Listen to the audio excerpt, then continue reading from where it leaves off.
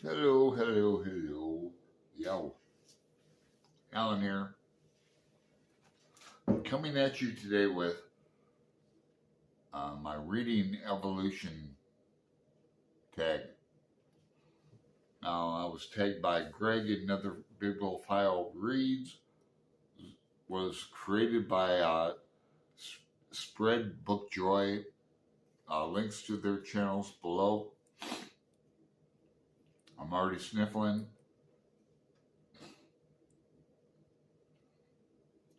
Here are the prompts. 1.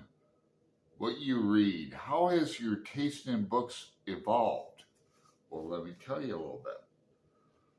I was really young when I remember my first, poems. My mother would sing me lullabies, and Old King Cole was Mariel Soul, and Mariel Soul was he, and all that. And then my grandfather would sing me like little twisted things about, something about died with a toothache in his heel. I don't know, these weird memories. But my parents had encyclopedias and books and short stories. And I remember the first short story I read was The Five Chinese Brothers. I'll put a thing up here. Anybody ever read that? So I was probably in like kindergarten when I read that. Before that, I have a memory of my mother reading the newspaper. I have a memory of my mother reading the Toledo Blade newspaper. It's called the Toledo Blade from Toledo, Ohio, referencing Toledo, Spain, the Blades. And anyway, it was a good newspaper. And in the center, they had a section called the Peach section, and it was colored peach. And it had comics and Family Circle and Snoopy probably and stuff and crossword puzzles. But she would give that to me to read or try to read. And I remember trying to read that, and she would read the newspaper. Anyway, what else? Huck Finn. I'd be remiss if I wouldn't mention Huck Finn. I've read this book about half a dozen times now. Look at this old note and critical edition I have. But my first edition of this was before I could even hardly read. It was a hardbound edition. It was white with Huckleberry. Hey, Huckleberries on it. Going down the river. Yay.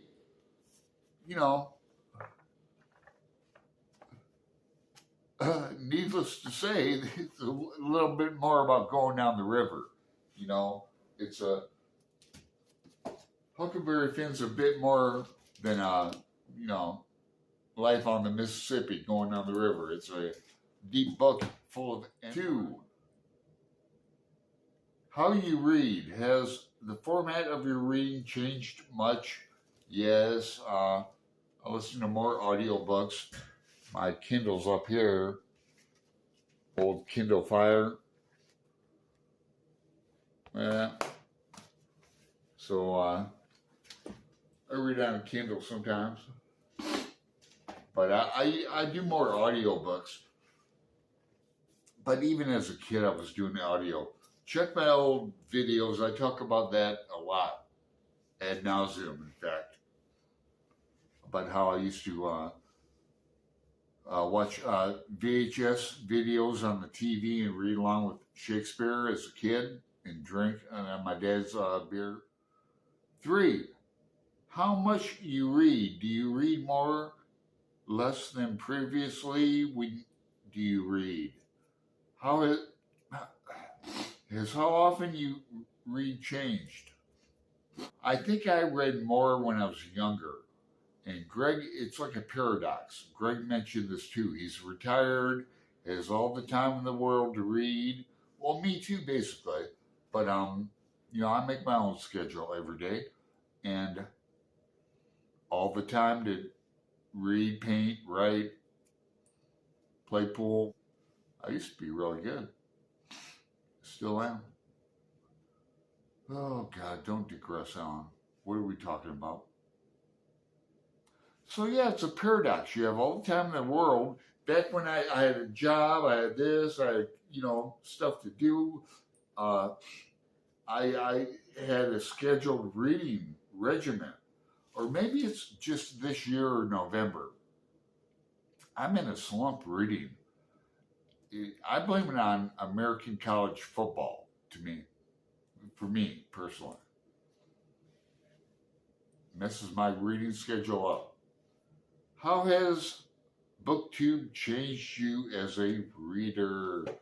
It's widened my scope, broadened my social life, if you can believe that or not, online. Online social life is real.